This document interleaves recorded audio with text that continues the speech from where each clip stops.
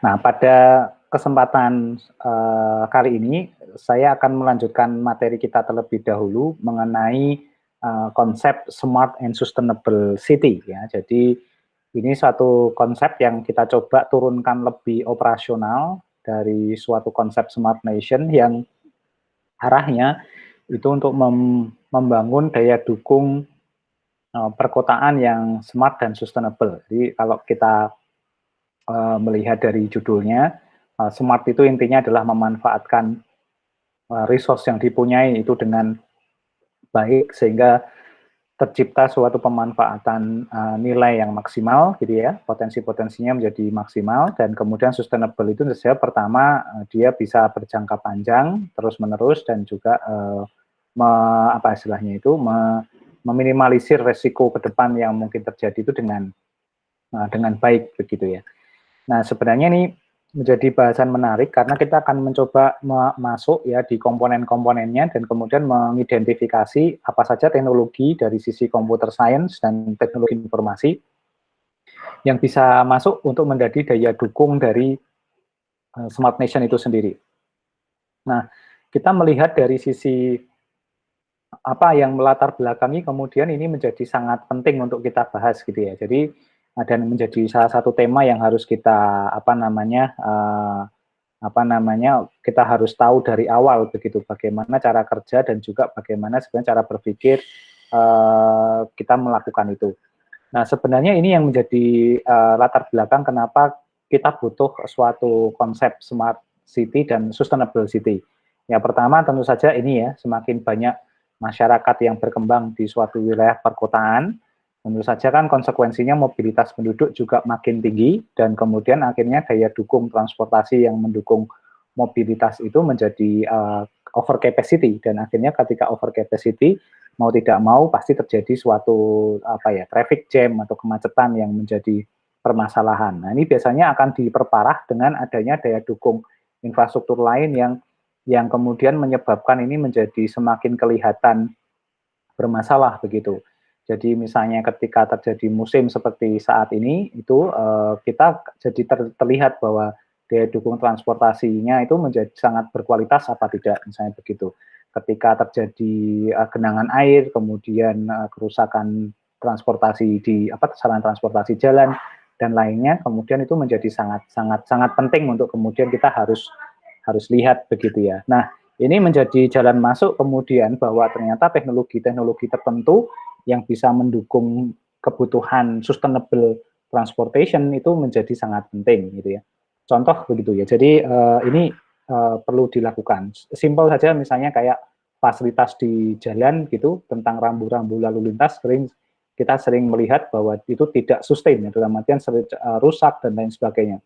Tidak ada mekanisme bagaimana itu bisa dimonitor dengan sangat baik ya, sehingga kita perlu cara daya dukung untuk membuat itu. Dulu waktu di semester sebelumnya sempat ada satu inisiasi gitu ya, project base di kelas Kapita Selekta semacam ini, teman-teman mahasiswa itu membangun suatu crowd reporting platform gitu ya. Jadi kayak mungkin kalau pernah dengar Clue gitu ya, misalnya Clue di Jakarta itu bisa digunakan sebagai platform untuk reporting sarana-sarana pendukung perkotaan yang mengalami permasalahan. Nah, jadi mari kita coba lihat sedikit ya, bagaimana Clue itu bekerja. Ini menurut saya bagus banget, jadi kita bisa lihat dari ilustrasi di websitenya saja itu sudah bisa kelihatan.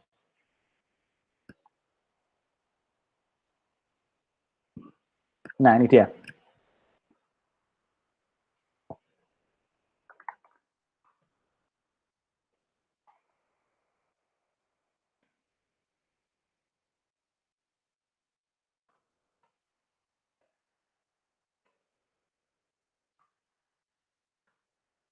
Nah, di sini kita bisa lihat teknologi semacam surveillance ya, kemudian menggunakan berbasis image processing, video surveillance itu bisa kemudian digunakan untuk mendeteksi berbagai macam objek yang lalu lalang dalam suatu sarana transportasi, kemudian kita gunakan untuk multi-purpose analytics ya, jadi jumlah kendaraan yang salah jalur, kemudian mendeteksi plate number, dan kemudian bisa lainnya. Nah, ini sebagai salah satu contoh bagaimana kemudian suatu bentuk ide inovasi itu bisa ditautkan dengan satu real case yang terjadi di perkotaan begitu.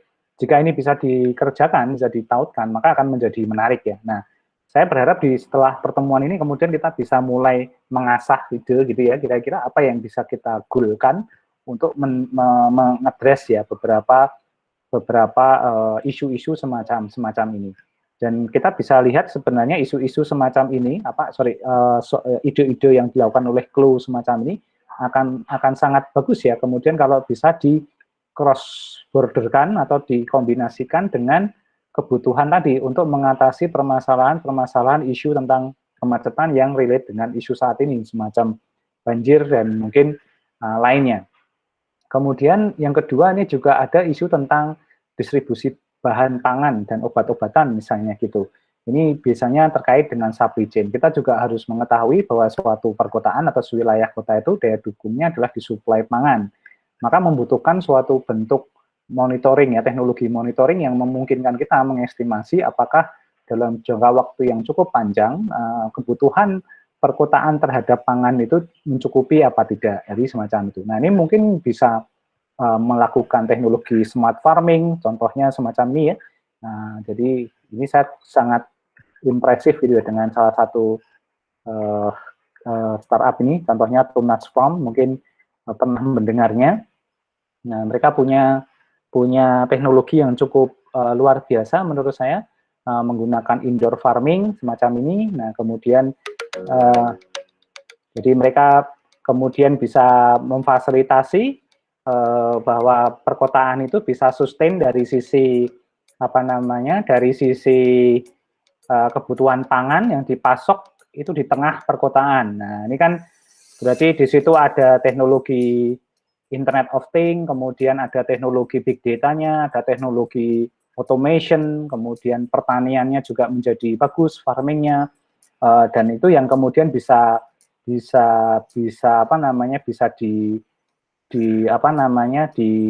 dikerjakan begitu ya. Ini sebagai salah satu contoh bagaimana kita bisa mengadres ide-ide yang menurut saya cukup bagus ya untuk bisa dikembangkan ke depan. Nah, ini sebagai contoh, sebagai ilustrasi. Nah, kemudian dan ini cukup bagus sekali ya, artinya kemudian menghasilkan suatu semacam model platform pasar, jadi ya pasar yang lebih sustain dan juga pasar yang lebih sehat ya sehingga ini bisa mengadres tidak hanya isu pangan tapi juga isu kesehatan. Nah, ini sebagai contoh semacam itu. Nah, kemudian kita juga punya isu ini ya, kecelakaan, jadi accident.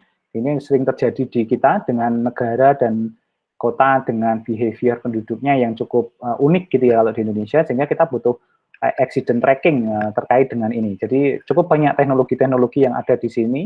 Kalau kita mau coba cari ya tracking insiden gitu ya,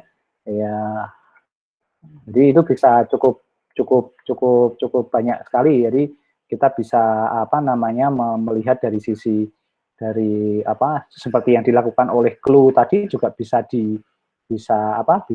digunakan untuk melakukan itu. Nah, ini contohnya bisa banyak sekali ya. Jadi bisa digunakan untuk berbagai macam kebutuhan begitu. Kemudian ini juga sama biaya dan ketersediaan untuk fasilitas kesehatan dan pendidikan. Nah, jadi ini juga sekarang lagi gencar dilakukan juga ya. Jadi ini penting sekali karena kita cover capacity gitu ya.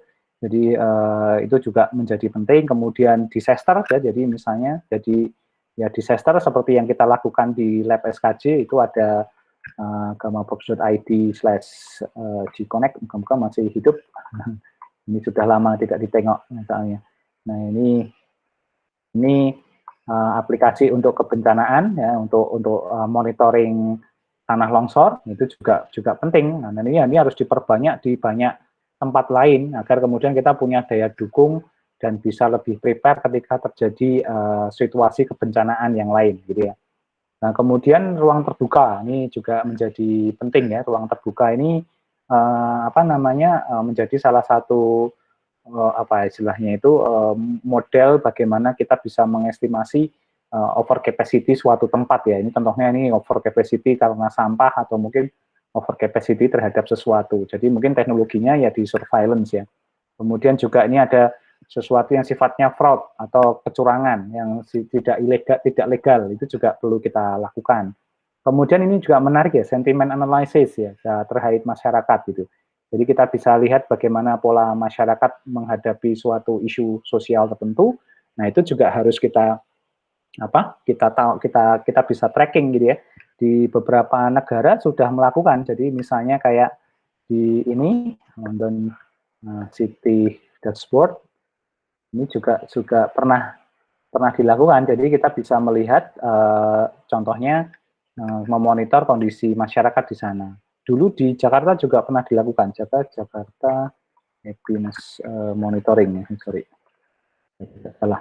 Pernah ada dulu semacam kita melihat apa namanya tingkat kebahagiaan suatu kota itu dengan melihat dari seberapa banyak emoticon yang digunakan di media sosial oleh suatu wilayah penduduk tertentu. Jadi itu juga menarik begitu ya. Nah, ini menjadi penting ya gitu. Nah, kemudian ada yang lainnya nanti yang bisa kita lihat ya bersama-sama. Banyak sekali contoh-contoh yang bisa dilihat untuk menyelesaikan permasalahan itu. Termasuk ini ya, penyakit epidemik gitu ya, penyakit epidemik itu yang sering terjadi. Malaria, demam berdarah, dan lainnya. Dan sekarang tambah dengan yang COVID-19 ya. Makanya kita coba kerjakan itu di sini. Jadi menggunakan teknologi big data untuk kemudian memonitor laju penyakit COVID-19 secara real time agar kemudian kita punya baseline data analitiknya mengarah kemana, jadi gitu. Nah,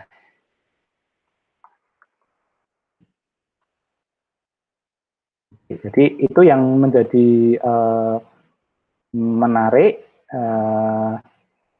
untuk dari sisi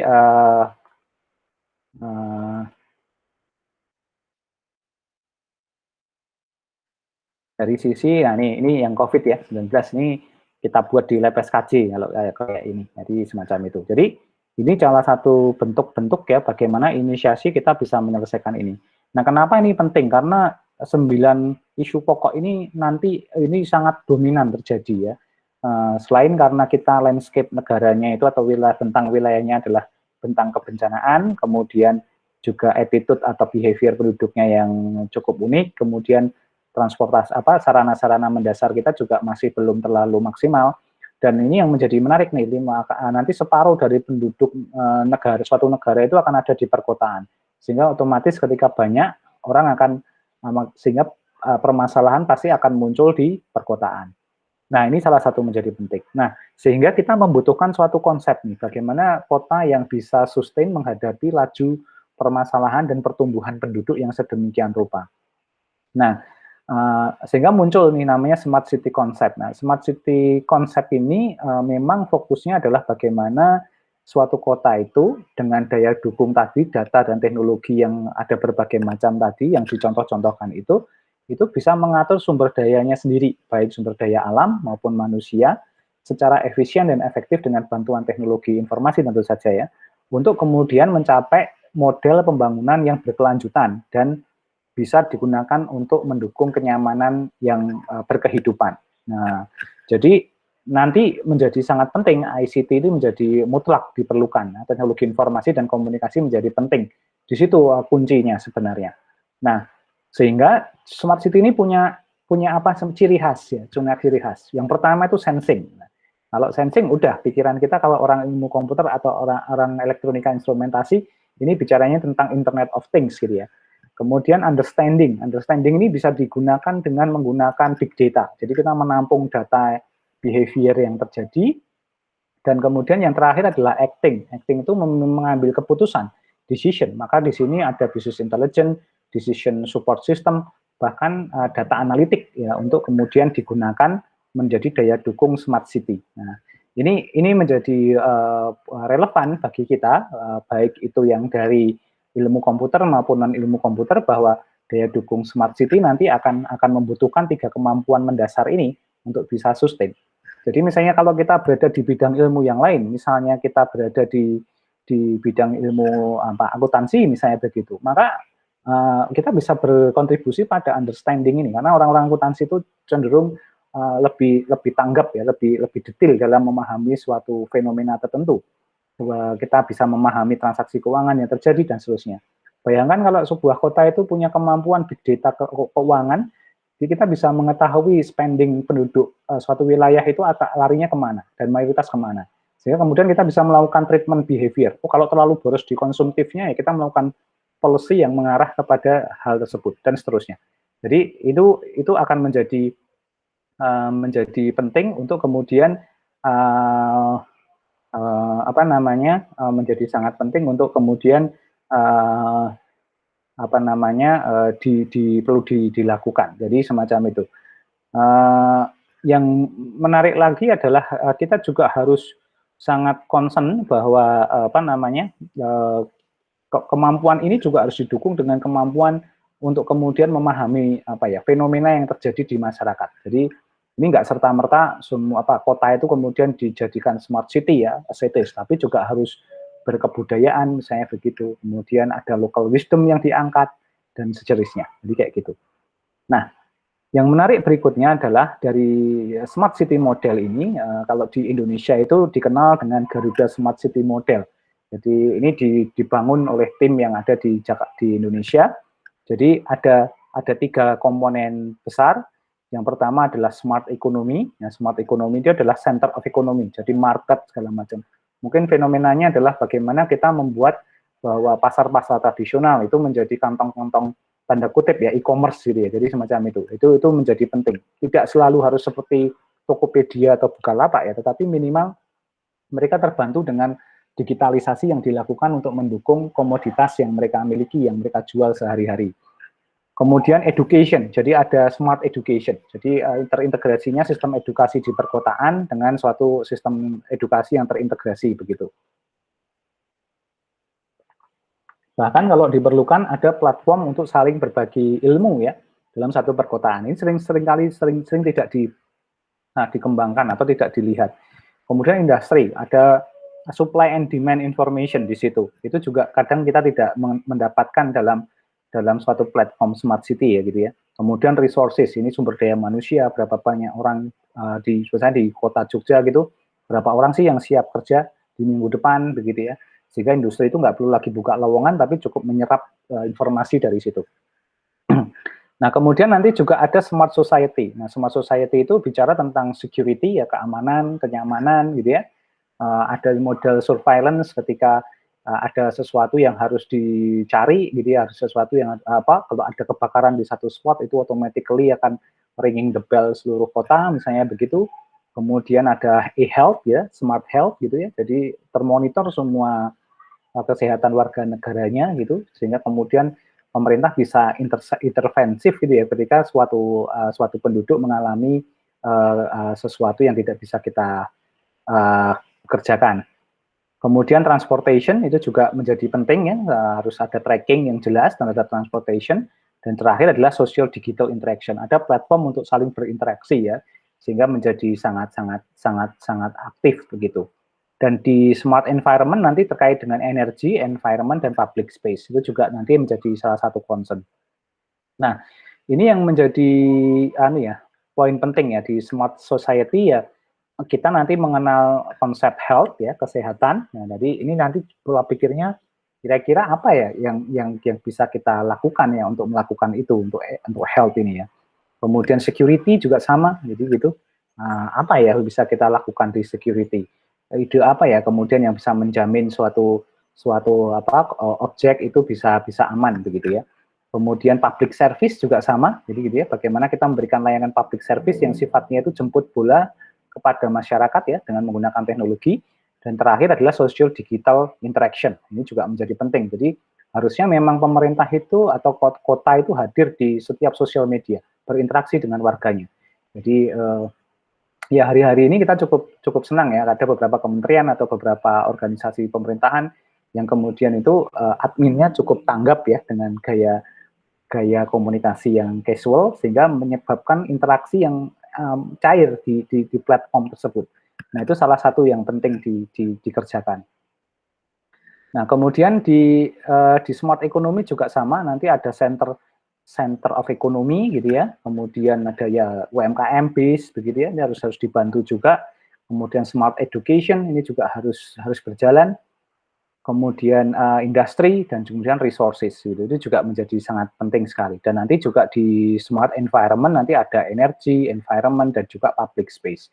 Jadi kalau kita lihat di sini cukup banyak ya. Jadi kalau ini ya kita bisa lihat ada 3 indikator utama, ekonomi, society dan environment, 3 faktor pendukung juga ya, ICT, people sama governance gitu ya. Dan kemudian ada 12 sub indicator. Nah, ini menjadi sangat sangat penting untuk kita kemudian melakukan itu.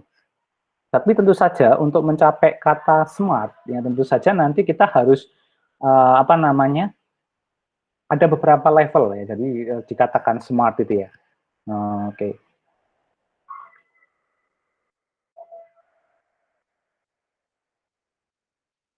Bentar.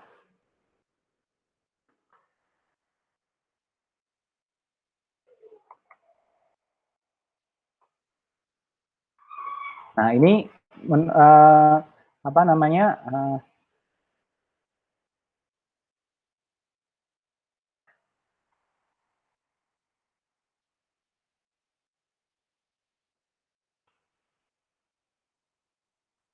Jadi kita nanti ada beberapa jenis ya level dari level apa namanya smart city tadi. Jadi ada yang sifatnya ad hoc. Ad hoc itu berarti ya sementara. Jadi mungkin dia lebih ke event base ya atau sesuatu yang dilakukan untuk merespon suatu kebutuhan tertentu. Kemudian kalau inisiatif berarti dia sudah punya rencana yang sifatnya memang sustain jangka panjang, tapi dia belum belum belum belum belum belum apa namanya belum istilahnya belum komprehensif, tetapi dia sudah memulai, jadi kayak gitu. Nah ini kalau kita lihat banyak di Indonesia yang masih levelnya semacam itu ya. Jadi agak-agak sulit bagi kita untuk mengetahui ini sebenarnya mereka ini apa istilahnya bekerja apa tidak gitu ya. Jadi semacam itu.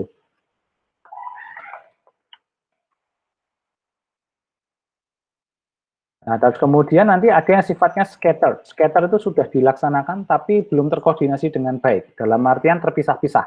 Jadi mungkin sudah dilakukan di konteks smart economy, sudah dilakukan di smart health, tapi di lain belum. Jadi karena memang ada biasanya ini kota-kota atau kabupaten atau daerah yang memang dia itu punya keterbatasan finansial.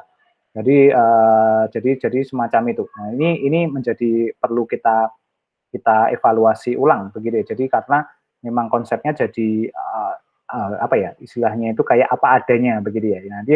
Nanti akan menyebabkan kesulitan tersendiri. Kemudian ini yang lebih agak bagus yaitu integratif ya. Meskipun belum sempurna, tapi mayoritas dari semua sektor tadi itu sudah dilakukan, sudah berjalan. Meskipun belum selesai atau mungkin masih menyisakan PR, masih ada agenda yang harus diselesaikan dan seterusnya. Jadi ini menjadi sangat penting untuk melakukan itu. Dan nanti kemudian ini dikonfirmasi ya, tidak hanya ini menjadi report dari pemerintah kota, tapi juga dilihat dari indeks kotanya. Jadi apakah dari survei masyarakat puas apa tidak kinerjanya, dari sisi smart smart nation-nya, ekonominya itu bagus apa tidak gitu. Kemudian society-nya bagaimana, environment, implementasi TIK-nya seperti apa dan seterusnya. Nah, ini menjadi tantangan tersendiri ya bagi kita untuk melihat bahwa indikatornya itu cukup bagus apa tidak. Nah, sayangnya di Indonesia belum ada ya yang memberikan indikator atau platform indikator yang cukup jelas bagaimana melakukan ini. Salah satu inisiatif itu dilakukan oleh salah satu grup riset ya yang diketuai oleh Prof. Suhono Supangkat kalau tidak salah dari ITB. Mereka sekarang punya juga indeks Smart City ya. Jadi kalau kita lihat begitu ya, misalnya indeks Smart City Indonesia itu mereka yang mempropos kalau tidak salah juga.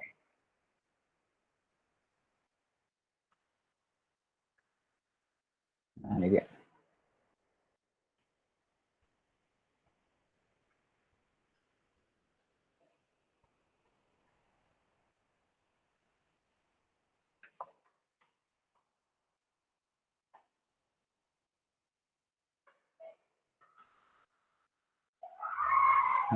Nah ini contohnya, jadi ada banyak beberapa indeks gitu ya, dari yang bisa dipakai untuk kemudian melihat dari sisi bagaimana smart city itu dijalankan. Jadi cukup banyak lah, jadi kayak gitu.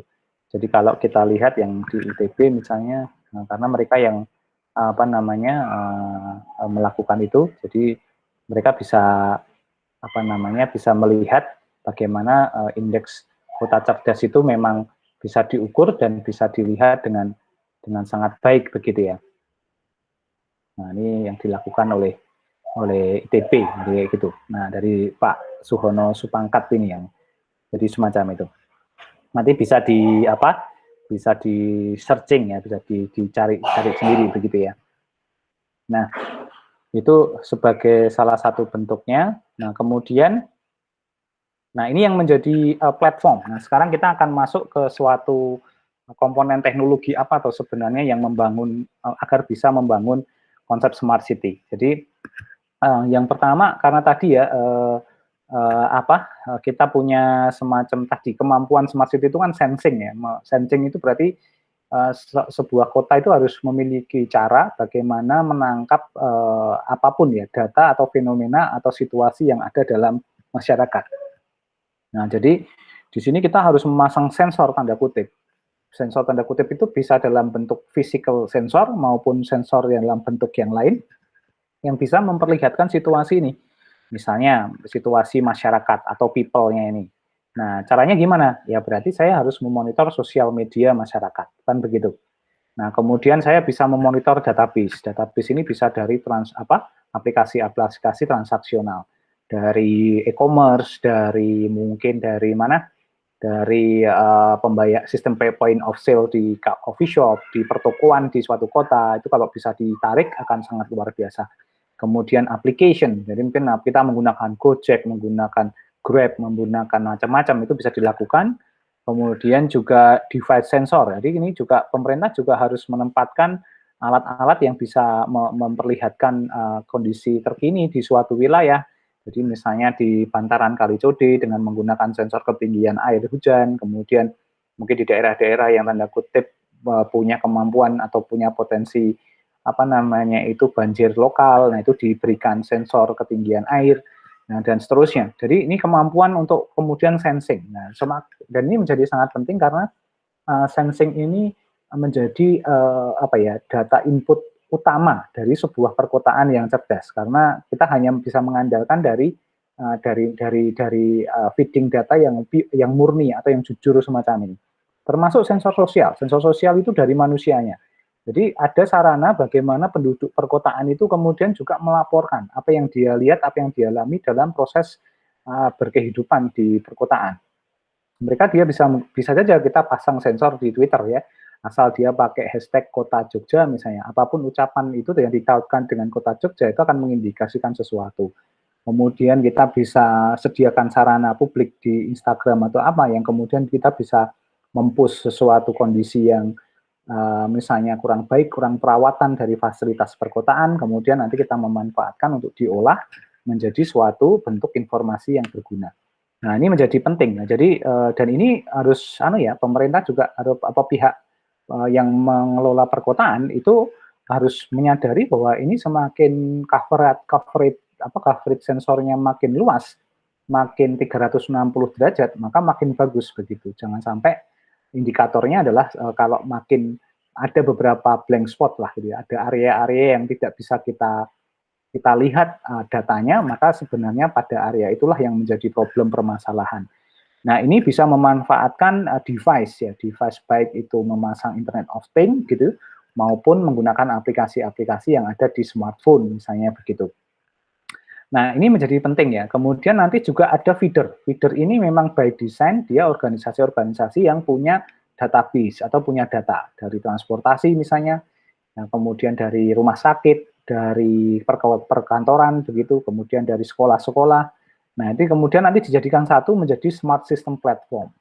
Nah, di smart system platform ini sebenarnya nanti teknologi seperti cloud teknologi, kemudian big data teknologi, itu bisa difasilitasi. Nah, jadi Ini yang menjadi penting ya.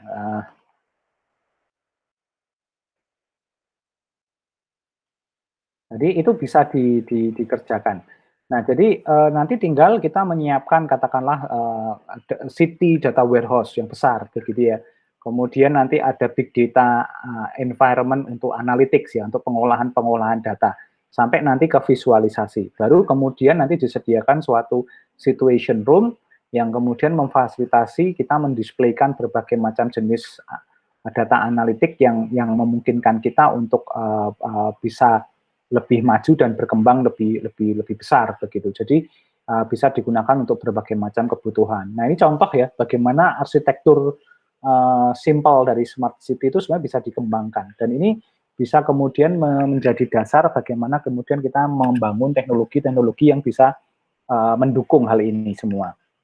Jadi misalnya tadi ada ini ya, ada contoh-contoh semacam dari dari clue misalnya ini, kemudian kita sudah bisa berpikir, oh berarti ini ada si control room, kemudian nanti ada teknologi big data-nya, kemudian nah kita pasang sensor CCTV, sensor deteksi objek, kemudian sensor suhu, sensor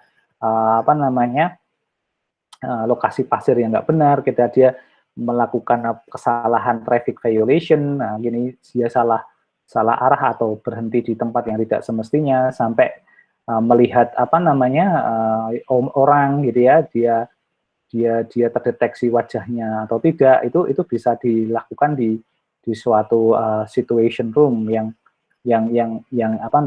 bisa dilihat dengan sangat integratif dan memperlihatkan lokasinya gitu ya. Termasuk juga nanti hal-hal semacam ini. Jadi nanti sistem-sistem farming yang di indoor ini bisa dikontrol sehingga kita bisa punya kemampuan supply chain dari sisi pangan yang lebih baik begitu ya.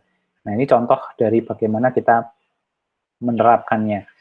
Nah, kemudian di smart system platform ini menjadi sangat penting ya. Jadi kita harus bisa menyediakan semacam platform yang memang dia punya ciri khas membridging ya, atau menyediakan konektivitas dari berbagai macam layanan gitu ya, dari berbagai macam sumber data. Nah, dan kalau semacam itu ya mau tidak mau harus masuk ke ya area big data ya. Jadi ketika kita masuk ke area big data, nah maka memang pada saat itulah kita punya kemampuan untuk bisa menangkap data-data dari berbagai macam sumber.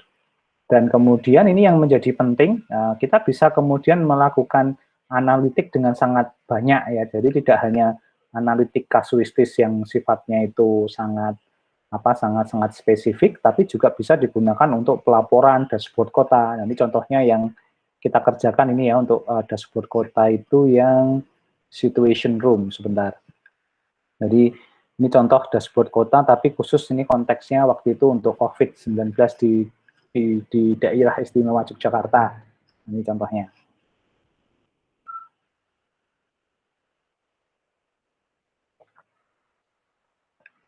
Nah ini sebenarnya terinspirasi dari semacam ini, city dashboard semacam ini. Jadi potret perkotaan disajikan dalam satu page semacam ini, dari weather station, kemudian weather meter, kemudian traffic camera, kemudian mungkin terkait dengan layanan-layanan, level layanannya, kemudian ya macam-macam ya. Kemudian ini newsnya, kemudian apa yang trending di di Twitter dan lain sebagainya bisa kelihatan. Nah, tetapi kemudian kita ilustrasikan menjadi semacam kebutuhan karena COVID. Jadi misalnya perkembangan dia di saat ini di mana, di daerah istimewa Yogyakarta, kita bisa melihat misalnya ini itu ternyata perkembangan kasus positif hariannya ya alhamdulillah mulai menurun, tetapi yang sembuh ini konsisten makin masih banyak, kemudian tetapi yang meninggal juga masih cukup fluktuatif gitu ya, dan kita menghadapi ada pasien yang butuh rujukan dan segala macam, rumah sakit itu penuhnya seberapa bisa kelihatan. Jadi ini sebagai salah satu contoh kita punya dashboard yang satu gitu ya, satu tunggal, sehingga kita bisa melihat konteks problemnya seperti apa sebenarnya yang terjadi. Nah ini contoh terjadinya semacam pelaporan dashboard kota. Kemudian bisa juga dalam konteks geospasial. Nah geospasial itu biasanya berbasis apa namanya, kewilayahan. Nah, kewilayahan itu penting karena untuk melihat traction dari wilayah tertentu. Nah, itu contohnya seperti ini, sebentar. Jadi kalau nah ini kita bisa lihat dari peta persebaran misalnya di sini.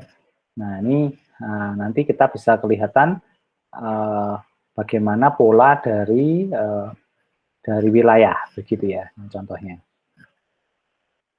Ini agak lama sedikit, sorry. Oke, benar.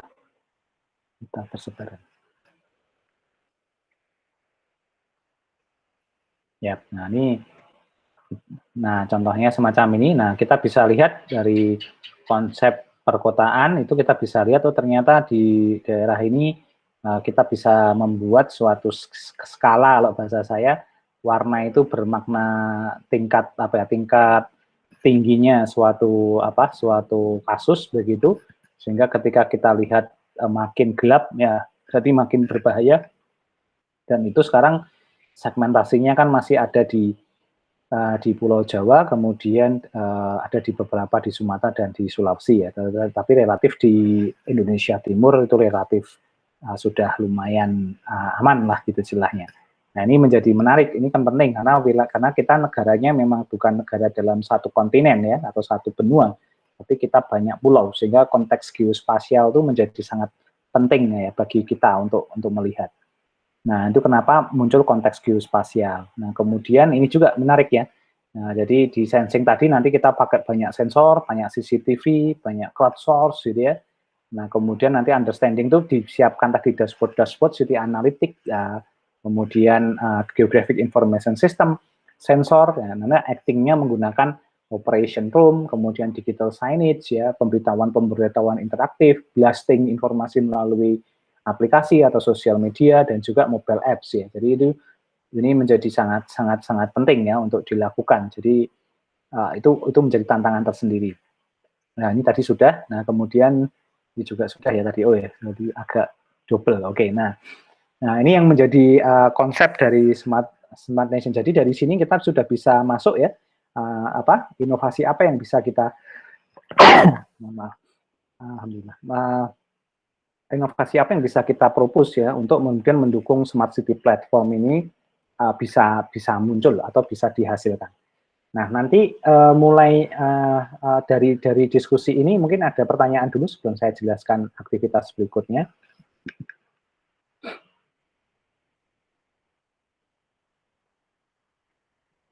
Silakan kalau ada pertanyaan.